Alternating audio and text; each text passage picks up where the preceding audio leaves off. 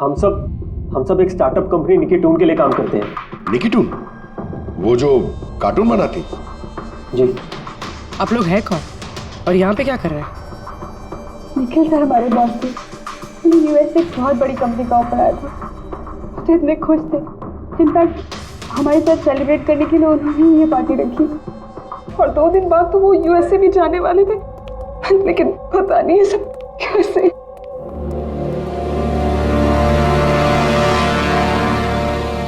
Please आप अपने आप को संभालिए।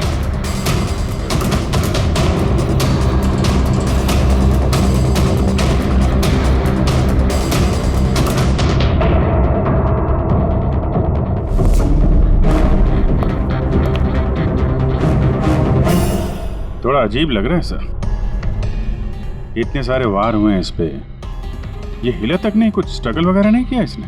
हाँ यार ये तो अजीब है, लेकिन इससे भी अजीब एक और बात है। तुम यहाँ पर कुछ महक नहीं आ रही? कुछ अजीब तरह की स्मेल? अजीब सी स्मेल है थोड़ी सी। हाँ, ये एक खास तरीके का केमिकल है। और देखो ये जो इसकी नाक की हड्डी है ना, ये बुरी तरह से टूट गई है। और ये इसकी खाने की नली भी बुरी तरह से डैमेज है।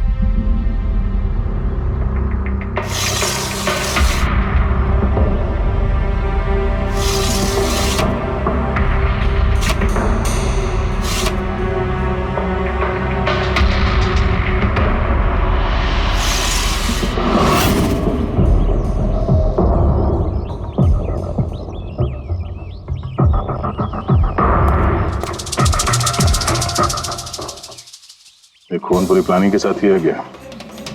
ये देखो, ये वैक्स इस शटर के लॉक पर लगा दिया गया था ताकि लॉक ठीक से बंद ना हो और खूनी आसानी से अंदर आ सके। तो मतलब कातिल यहाँ से आए?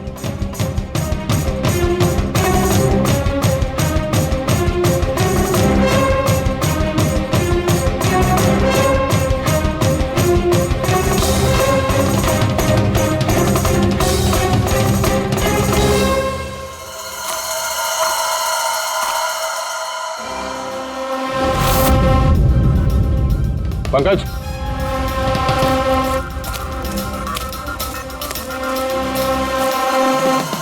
जूतों के निशान। सर देखने से तो कम 11 नंबर का लगता है। एक काम करो, प्लास्टर पेरिस लेके आओ और जूतों के निशान का ये कास्ट बनाओ।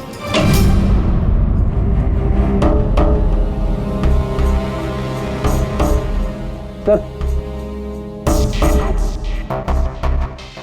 की कार्ड, कमरे का की कार्ड यहाँ पे?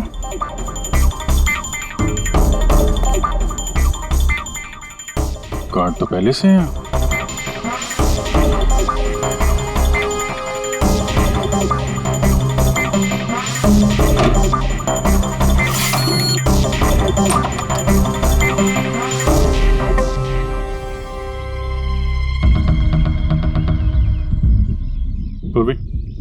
जरा इस दरवाजे का लॉक सिस्टम चेक करवाओ। ऐसे दरवाजे में जब भी कोई कार्ड स्वाइप करके एंट्री लेता है तो लॉक के सॉफ्टवेयर डाटा में उसकी एंट्री रजिस्टर्ड हो जाती है। जरा पता करो कल रात से लेकर अभी तक कितने लोगों ने एंट्री की है। सर एक कार्ड यहाँ पड़ा हुआ है, एक कार्ड वहाँ लगा हुआ है, दो कार्ड।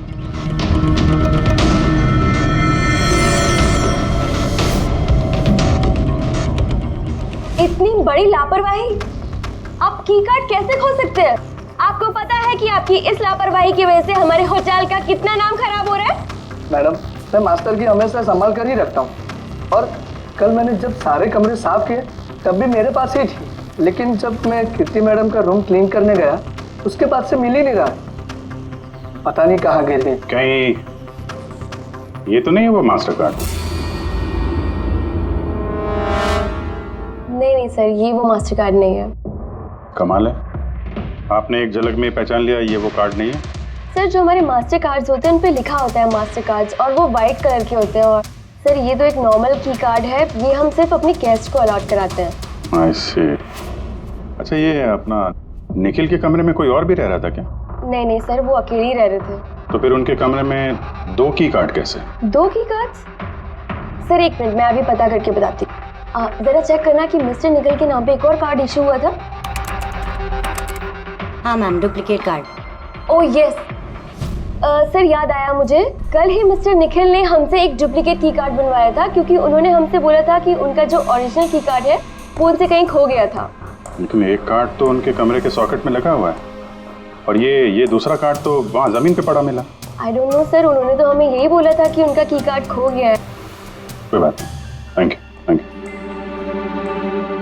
ये एक कार्ड होते हुए भी निखिल ने डुप्लीकेट कार्ड क्यों बनवाया होगा? अभिजीत, कई बार लोग डुप्लीकेट कार्ड इसलिए मांगते हैं कि वो चाहते हैं कि कोई और भी उस कमरे में आ जा सके। कहीं ऐसा तो नहीं कि इस निखिल का किसी और के साथ चक्कर चल रहा हो, उसके ऑफिस में या कहीं और। हो सकता है उसने ये चाबी अपने गर्लफ्रेंड को दी होगी और उसकी गर्लफ्रेंड ने उसे मार दी हो। सर, डोर का लॉकिंग सिस्टम स्कैन कर लिया है। रात में की कार्ड 2 बार स्वाइप हुआ है, एक बार 2:15 बजे और एक बार 2:30 बजे। लगभग इसी टाइम में निखिल का खून भी हुआ था। और ये खूनी कमरे में 2 बार क्यों गया? 2 नहीं, 3 बार। एक बार डुप्लीकेट कार्ड से, एक बार मास्टर कार्ड से, एक बार उस खिड़की से जो खुली हुई थी। सर, मैंने सबसे पूछताछ कर ली। उन लोगों का यही कहना है कि वो लोग रात को रूम में सो रहे थे।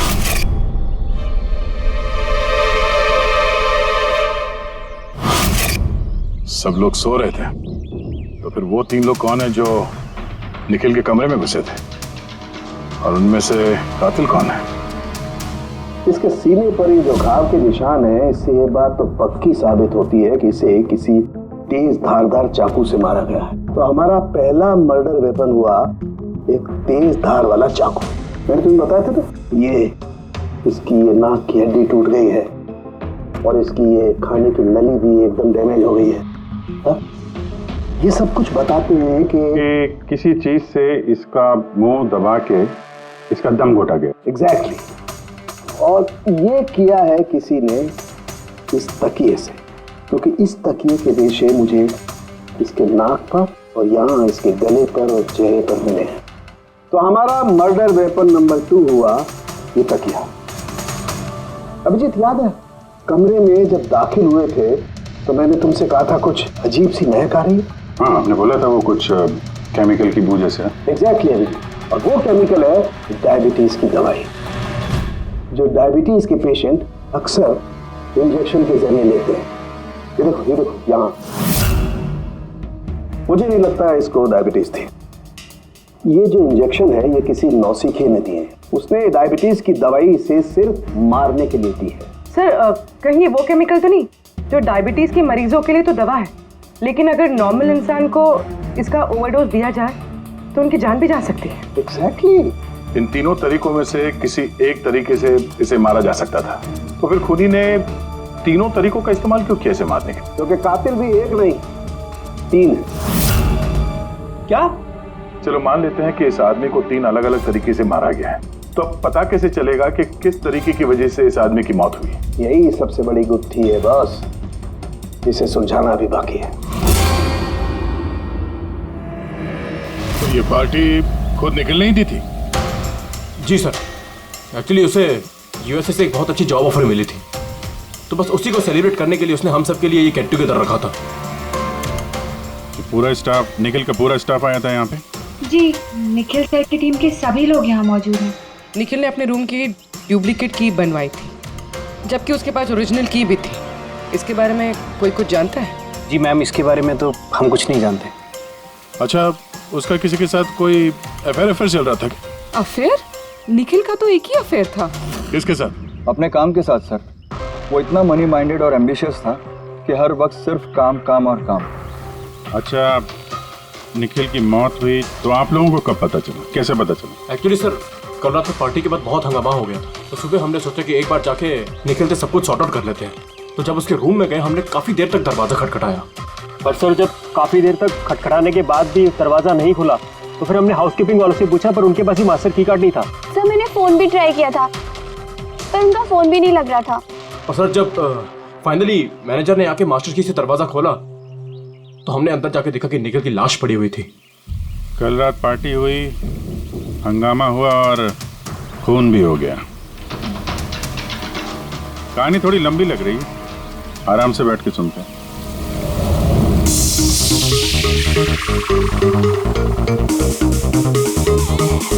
Oh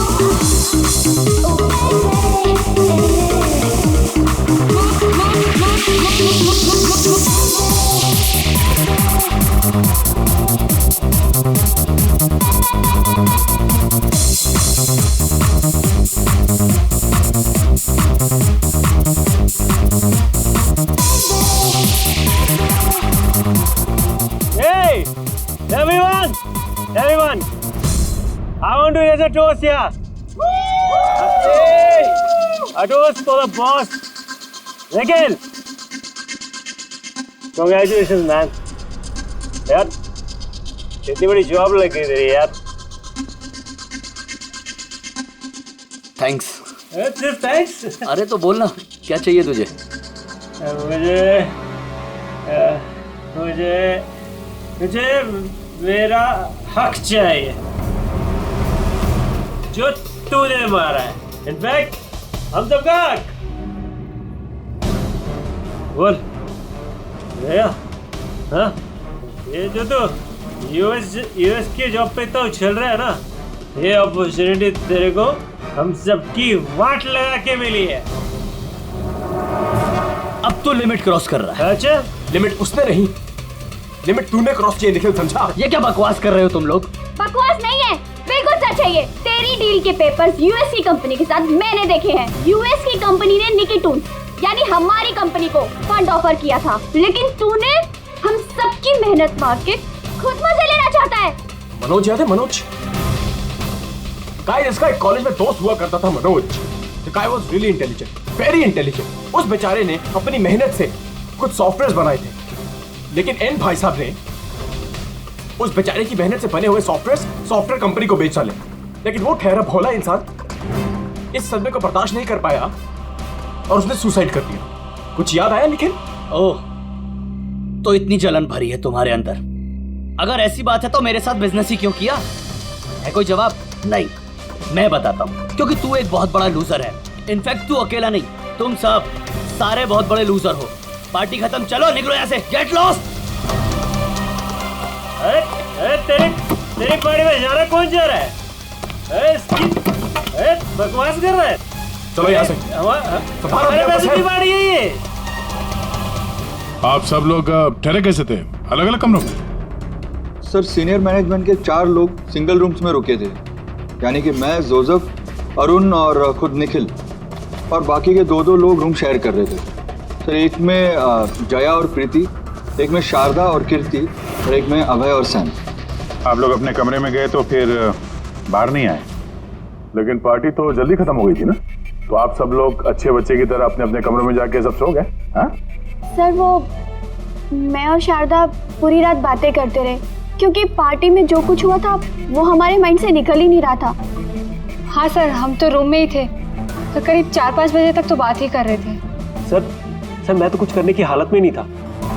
मैं तो बस पार्टी से वापस आया और सीधा बेड पे गिर गया, और फिर सुबह ही मेरी आंख खुली. राइट सर, इसकी हालत तो कुछ ज्यादा ही खराब थी. इनफैक्ट इतनी खराब कि मैं रात भर इसे बार बार उठ के चेक करता रहा.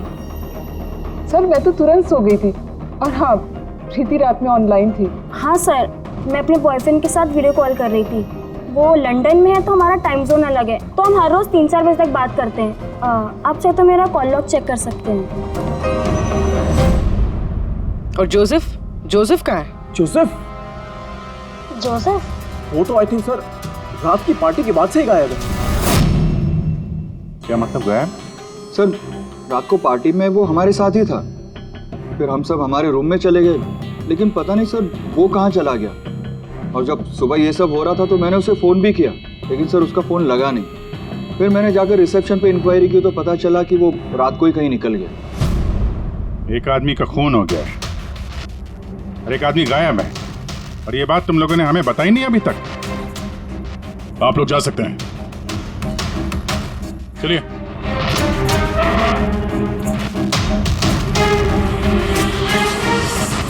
सर, मुझे तो लगता है सब के सब झूठ बोल रहे हैं.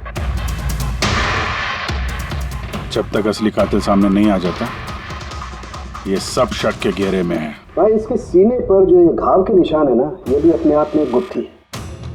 ये देखो, ये घाव देख रहे हो इसके सीने पर? ये 2 घावों की दूरी समान है. और एक बात, ये घाव में ये अंदर की तरफ धारदार निशान है और बाहर की तरफ ब्लंट है, कुंद है. डॉक्टर साहब, चाकू के निशान तो ऐसे ही होते हैं ना, मतलब एक तरफ कुंद और दूसरी तरफ धारदार. हाँ दया, होते हैं. चाकू के निशान भी ऐसे होते हैं, लेकिन इस केस में ऐसा नहीं. और इस केस में जो दोनों के दोनों घाव के निशान में एक बराबर की दूरी है वैसा चाकू के निशान में नहीं हो सकता।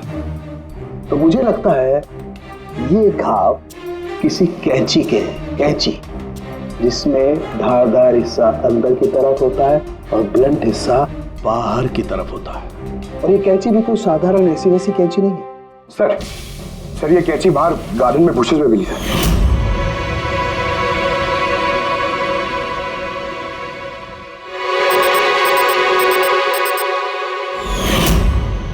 ये देखो। और सर उसके ऊपर ब्लड के ट्रेसेस भी हैं। मैं जो बात कर रहा था वैसी ही कैंची, और इस पर ब्लड के ट्रेसेस भी मिले हैं।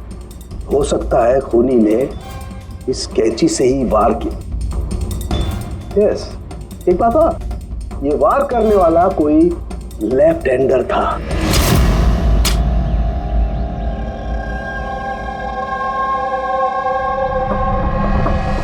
ये देखो, जब कोई आदमी बाएं हाथ से वार करता है तो घाव दाईं तरफ जाता है, और अगर दाईं तरफ से वार करता है तो घाव बाईं तरफ जाता है। इसका घाव दाईं तरफ गया हुआ है, इसीलिए मैं कहता हूं कि जिस किसी ने भी वार किया है वो लेफ्टी कपूर। एक बात और, जिस किसी ने वार किया है कोई आदमी है, क्योंकि इतनी बार इतना गहरा घाव, लगभग 7 इंच गहरा घाव, इसके लिए तो बहुत ताकत चाहिए। एक कातिल लेफ्ट हैंडेड ताकतवर आदमी है और उसके जूते का साइज 11 है। चलो पहले कातिल के बारे में कुछ तो पता चला।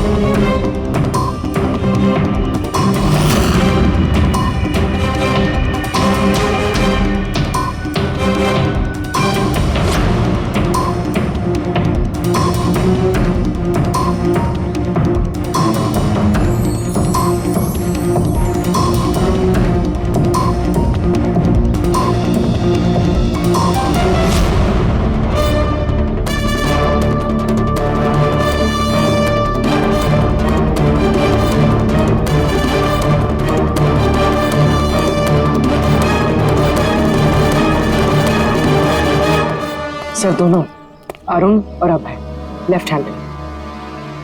अरुण सिंगल रूम में था और अभय समीर के साथ रूम शेयर कर रहा था। समीर के साथ? जो होश में ही नहीं था। मतलब अभय ने निखिल के रूम में जाके उसका खून किया हो तो समीर को तो पता चलने वाला है। और सर अरुण, वो भी तो अकेला था। तो दोनों के दोनों पोटेंशियल सस्पेक्ट्स हैं। अच्छा, उनके जूतों की साइज चेक की? हाँ सर, चेक की। दोनों में से कोई भी 11 नंबर नहीं पहनता। अरुण 13 नंबर का जूता पहनता है और अभय 8। और वो जूते के निशान मिले थे 11 नंबर के, वो किसी से मैच हुए? हाँ सर, मैच हुए। धीरज। धीरज? धीरज भी सिंगल रूम में था, लेकिन सर वो लेफ्ट हैंडेड नहीं, राइट हैंडेड। ऐसा तो नहीं कि डॉक्टर सालुंके को कोई गलतफहमी हुई है? मेरा मतलब है कि कातिल लेफ्ट हैंडेड हुई। सालुंके साहब से बात करने से पहले धीरे से मिल लेते हैं। सर आप लोगों को धोखा हुआ है, मैंने सच में निखिल को नहीं मारा है सर। क्राइम सीन पे हमें तुम्हारे जूतों के निशान मिले। लेकिन सर ये भी तो हो सकता है कि किसी और ने मेरे जूते पहन लिए हो। वैसे सर मैंने अपने जूते अपने कमरे से बाहर रखे थे पॉलिश के लिए।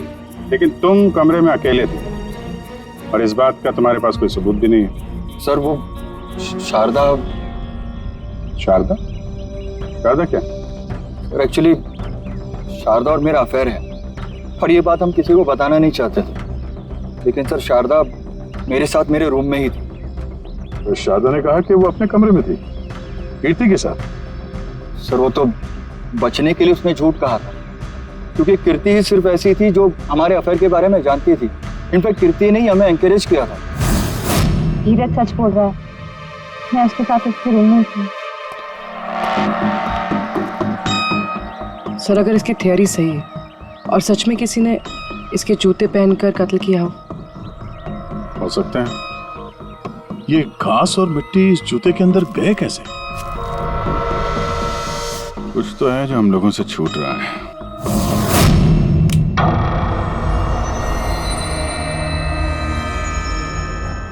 निखिल का खून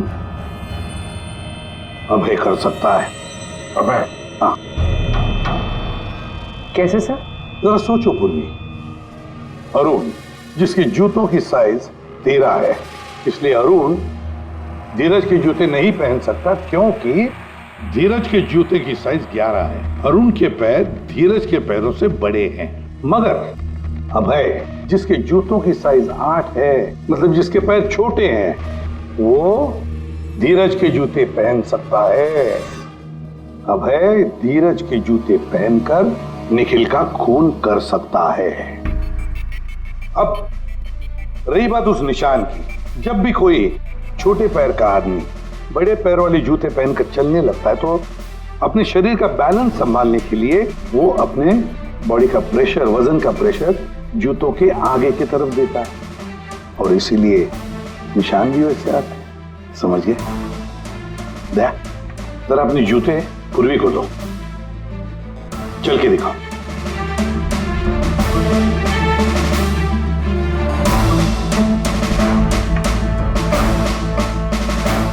अब चलो।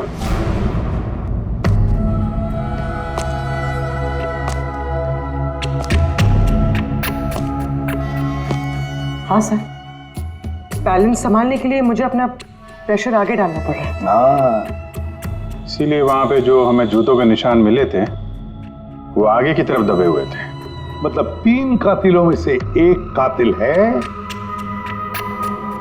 अभय। यानी पहले अभय ने निखिल के कमरे की खिड़की का लॉक अटका दिया और जब रात को समीर नशे में चूर होकर सो गया, अभय बाहर गया, धीरज के जूते पहने,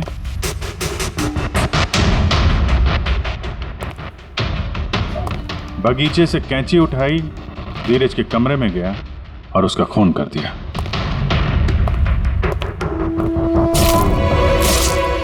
अब पता ये लगाना है कि बाकी के 2 कातिल कौन है और फिर इन तीनों में से सबसे पहले खून किसने किया।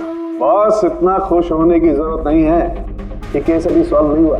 याद है, निखिल के 2 कातिल अभी बाकी हैं। हाँ सर, के मालूम है और 2 कातिल बाकी हैं, लेकिन वो भी जल्द मिल जाएंगे। मिल गया सर, मिल गया। वो जोसेफ मिल गया।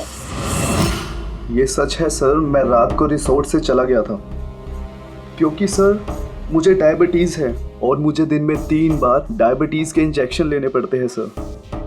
और सर मैं रात को जब डायबिटीज़ के इंजेक्शन लेने गया तो क्या देखता हूँ मेरी किट वहाँ पर है ही नहीं। सर मजबूरन मुझे दवाई लेने घर जाना पड़ा। सोचा सुबह को वापस आ जाऊंगा। मतलब क्या है, तुम्हारी डायबिटीज का किट गुम हो गया? मतलब सर हम 2 दिन के लिए रिसोर्ट में आए थे और मैंने अपनी ज़रूरत की सारी दवाइयाँ अपने साथ रख ली थी, इंजेक्शन, सीरिंग्स, सब कुछ सर। सुबह और दोपहर का इंजेक्शन भी लगाया था सर मैंने, लेकिन जब रात का इंजेक्शन लगाने गया तो वहाँ पे मेरी किट ही नहीं थी सर। पता नहीं कौन कहाँ कब ले गया सर, मैं नहीं जानता। चलो मान लें कि तुम्हारी बात सही है, पर तुम्हारा मोबाइल फोन क्यों ऑफ था? सर मेरा फोन डिस्चार्ज हो गया था और चार्जर भी रिसोर्ट में रह गया था। ठीक है, अभी के लिए जा सकते हो, जरूरत पड़ी तो हम तुम्हें फिर बुला लेंगे। ठीक है? जी सर। बॉस, मैंने कहा था ना, 3 में से किसी एक कातिल ने निखिल को डायबिटीज का ओवरडोज दिया था। लेकिन सर ये पार्टी के तुरंत बाद बाहर निकल गया था और पूरी रात बाहर ही था। मुझे नहीं लगता है कि इसने खून किया है। खून चाहे किसी ने भी किया हो, किसी ने तो डायबिटीज की दवाइयां चुराई है कमरे में से। पता लगाना पड़ेगा कौन गया था जोसेफ के कमरे में और किसने चुराई ये दवाइयां। सर, कीर्ति, समीर और प्रीति, ये तीनों पार्टी के ठीक पहले जोसेफ के रूम में गए थे और ये समीर तो गुस्से में था, निखिल के बारे में अनाप शनाप बोल भी रहा था। इन्हीं तीनों में से कोई हो सकता है जिसने वो डायबिटीज वाली किट चुराई है। तो प्रीति तो नहीं हो सकती, वो पूरी रात अपने बॉयफ्रेंड से बात कर रही थी, वीडियो चैटिंग कर रही थी। और सर समीर इस हालत में था ही नहीं कि वो ये सब कर सके। तो फिर कीर्ति? हाँ, कीर्ति तो रूम में अकेली थी सर, क्योंकि शारदा धीरज के साथ रूम में थी। और सर वो मास्टर की कार्ड हाउसकीपिंग वाले से वो कार्ड भी कीर्ति के कमरे से ही गायब हुआ था। इसका तो फिर एक ही मतलब निकलता है, ये कीर्ति ही है जिसने वो डायबिटीज का इंजेक्शन निखिल को दिया, उसकी जान ले ली और भाग गई वहां से।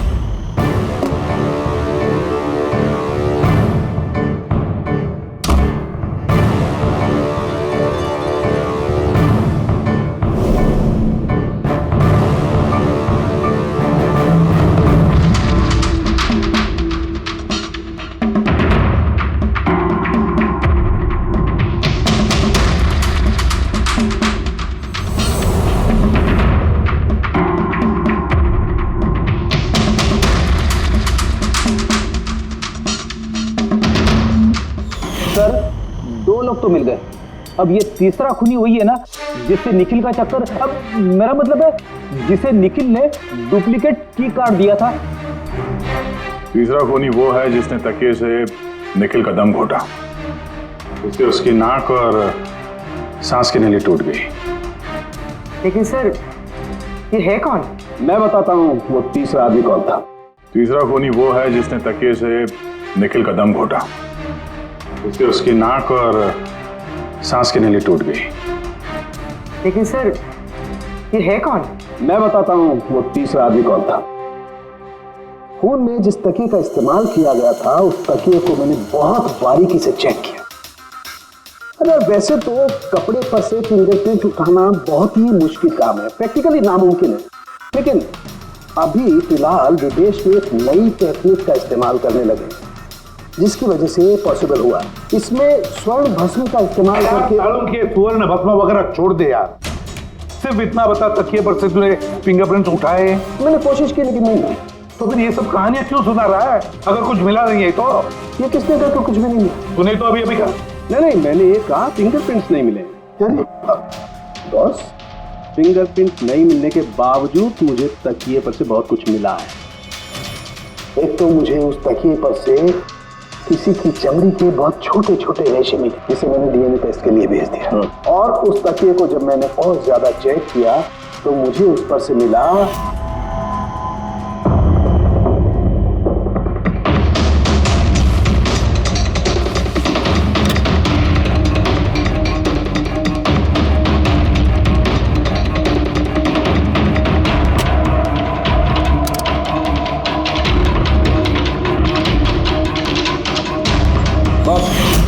साइज का छोटा होना, बाएं हाथ की उंगली की अंगूठी और तकिए पर नाखूनों के निशान, सब इस बात को बताते हैं कि ये कोई औरत है। देखा सर, मैंने कहा था ना निखिल का कोई चक्कर है औरत के साथ। कौन हो सकती है? ये लोग हाथ के निशान से उन लोगों के निशान मैच करके देखेंगे ना। नहीं सारंगी, उससे कुछ नहीं होगा, उससे कुछ नहीं होगा। अब देख, ये धीरज शारदा के साथ अपने कमरे में था, दूसरा वो तो रिसोर्ट में था ही नहीं। कीर्ति ने डायबिटीज की दवाई की इंजेक्शन से निखिल को मार डाला। अब निखिल को कैंची से मारा, कैंची से। जया तो सो रही थी रिसोर्ट में अपने कमरे में, प्रीति वीडियो कॉलिंग पर लगी रही थी, समीर तो पी के धुत था। तो इन सब में बचता है अरुण, जिसके पास कोई सबूत नहीं, जो कहता है कि वो अपने कमरे में अकेले ही था। अरुण? लेकिन बॉस खूनी तो कोई औरत है।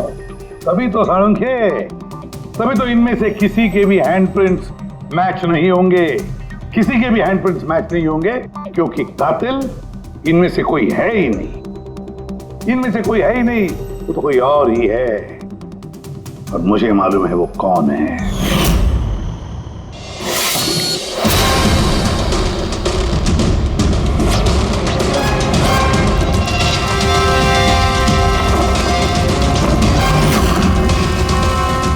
आपका शक सही था सर, ये वही है। निखिल की वजह से उसके जिस दोस्त मनोज ने खुदकुशी की थी, उसकी गर्लफ्रेंड। मनोज की गर्लफ्रेंड, लेकिन निखिल ने उसे की कार्ड क्यों दिया? दिया नहीं, वो की कार्ड उसने खुद बनाया। निखिल के कमरे का की कार्ड कभी खोया ही नहीं था ना। निखिल ने छाया से कहा कि उसके कमरे का डुप्लीकेट की कार्ड बनाकर देंगे। वो डुप्लीकेट की कार्ड तो छाया ने बनवाया खुद, अपने आप, और फिर निखिल के कमरे में जाकर निखिल को मार डाला। अपने मंगेतर मनोज की मौत का बदला ले लिया उसने, बदला ले लिया। जी सर, आपने हम लोगों को बुलाया? जी हाँ, आप लोगों को हमने इसलिए बुलाया क्योंकि खूनी का पता चल गया है। आपको पता चल गया सर? कौन है वो? आपको बहुत जल्दी है जानने की कीर्ति जी। सर वो तो मैं ऐसे ही पूछ रही थी। वैसे सर अभय, आपको क्या लगता है कातिल कौन है? सर ये मैं कैसे बता सकता हूँ, ये तो आप जानते होंगे ना। हम तो जानते ही हैं, आप भी अंदाजा लगाइए। मिस छाया, आप कुछ अंदाजा लगा सकती हैं? अब मैं क्या अंदाजा लगा सकती हूँ? देखिए प्लीज आप जल्दी कीजिए, मुझे निकलना है, बहुत जरूरी काम है। हाँ, आप तो जल्दी में ही होंगी। जैसे कत्ल की रात थी, निखिल का तकिए से खून करने के बाद जल्दी जल्दी में वहां से निकलते वक्त आप ये डुप्लीकेट कार्ड की वहां बोलेंगे। याद है आपको? ये क्या बोल रहे हैं आप? मैं उसका खून क्यों करूंगी? मैं तो उसको जानती तक नहीं हूँ। ऑफ कोर्स आप उसको जानती हैं। तुम्हारे बॉयफ्रेंड ने कुछ साल पहले इस निखिल की वजह से खुदकुशी की थी ना, उसी का बदला ले रही हो ना तुम। इसका मतलब मनोज इसका बॉयफ्रेंड था? गाइस, इसका एक कॉलेज में दोस्त हुआ करता था Manoj. The guy was really intelligent, very intelligent। उस बेचारे ने अपनी मेहनत से कुछ सॉफ्टवेयर बनाए थे, लेकिन एन भाई साहब ने उस बेचारे की मेहनत से बने हुए सॉफ्टवेयर कंपनी को बेच डाले। इस सदमे को बर्दाश्त नहीं कर पाया और उसने सुसाइड कर दिया। इसका मतलब निखिल का खून भी इसी ने किया है? 3 लोगों ने मारा है निखिल को, 3 लोगों ने, और वो सब तुम में से ही कोई है। ये क्या कह रहे हैं सर आप? वही जो आपने सुना। पूछिए मिस्टर अभय और मिस कृति से। क्यों अभय? वैसे हमें सबूत तो मिल गए, लेकिन तुम लोग अपना गुनाह खुद कबूल करोगे या पूरी कहानी हम ही लोगों से सुनोगे? बताता हूं सर। इस निखिल ने हमें बहुत बड़ा धोखा दिया था सर, इतना बड़ा धोखा कि मैं उसे अपने दिमाग से निकाल नहीं पाया। बस उसी के कारण गुस्से में आकर मैंने इसे मार दिया। उसे जो यूएस की अपॉर्चुनिटी मिली थी, उस सब में हम सबकी मेहनत थी, और वो हमारा हक मारकर अकेले मजे लेना चाहता था। मुझसे ये बर्दाश्त नहीं हुआ और मैंने जोसेफ के डायबिटीज के इंजेक्शन से उसे मार दिया। चलो अच्छा है कि तुम सभी ने अपना गुनाह कबूल कर लिया। तीनों को अरेस्ट कर लो। लेकिन सर आप हमें इस तरह से अरेस्ट नहीं कर सकते हैं। दिमाग तो ठिकाने पे है तुम्हारा। तुम सब के खिलाफ सबूत है हमारे पास। सबूत? सबूत तो सर इस बात का होगा ना कि हमने उस पर हमला किया था। अब 3 अलग अलग लोगों ने अलग अलग तरीके से हमला किया था, तो तीनों तो खूनी नहीं हो सकते ना। खूनी वो होगा जिसने सबसे पहले हमला किया होगा, और बाकी के 2 उन्होंने लाश पे हमला किया होगा। तो अब जब तक आप ये प्रूव नहीं कर लेते कि सबसे पहला हमला किसने किया है, आप हमें गिरफ्तार कर ही नहीं सकते। और अगर गिरफ्तार कर भी लिया तो हम पे कोई केस नहीं लगेगा, क्योंकि किसी मरे हुए आदमी को कोई 3 बार मार ही नहीं सकता। कीर्ति, छाया, अभय, तुम तीनों में से निखिल का असली कातिल कौन है ये तुम जल्द बता देंगे। लेकिन एक बात अच्छी तरह से याद रखना, आज तक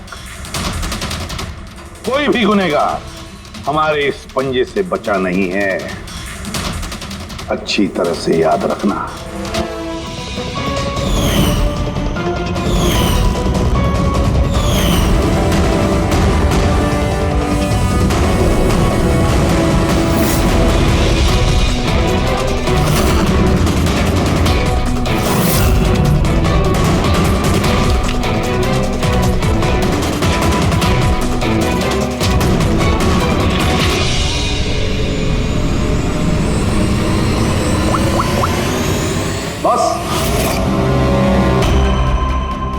निखिल पर 3 अलग अलग लोगों ने 3 अलग अलग तरीके से हमला किया। सबसे पहले आपकी बात करते हैं, कीर्ति, राइट? आपने निखिल को डायबिटीज की दवाई का ओवरडोज दिया, इंजेक्ट किया। आमतौर पर जब हम किसी को दवाई देते हैं या जहर भी देते हैं तो वो इस इंसान के पूरे शरीर में घुल मिल जाता है खून के जरिए। दवाई या जहर पहले हार्ट तक पहुंचता है और फिर हार्ट उसे पंप करके पूरे शरीर में पहुंचा देता है। लेकिन ये दवाई जो आपने निखिल को दी, ये उसके पूरे शरीर में नहीं गई, बल्कि थोड़ी सी दवाई तो बाहर ही रह गई। क्यों? क्योंकि उसका दिल काम ही नहीं कर रहा था, हार्ट पंप ही नहीं कर रहा था, इसलिए उसने दवाई को पंप नहीं किया। मतलब जब आपने निखिल को दवाई दी तब तक निखिल मर चुका था। अब आप, क्या नाम आपका? अभय। अभय। अभय ने एक बड़ी सी कैंची से जबरदस्त वार किया उसके सीने पर, राइट? ऐसे में जब कोई आदमी जबरदस्त तरीके से किसी के सीने पर किसी धारदार हथियार से वार करेगा तो क्या होगा? खून का फव्वारा निकले। लेकिन निखिल के केस में ऐसा नहीं हुआ। खून के कुछ छींटे निकले और थोड़ा थोड़ा खून रिस के बाहर आ रहा था। क्यों? अगेन उसका हार्ट खून को पंप ही नहीं कर रहा था, और पंप इसलिए नहीं कर रहा था क्योंकि हार्ट काम ही नहीं कर रहा था। मतलब साफ है, आपने जब उसे कैंची से वार किया तब तक निखिल मर चुका था। मतलब ये है कि निखिल को सबसे पहले मारने वालों में न तुम थे अभय,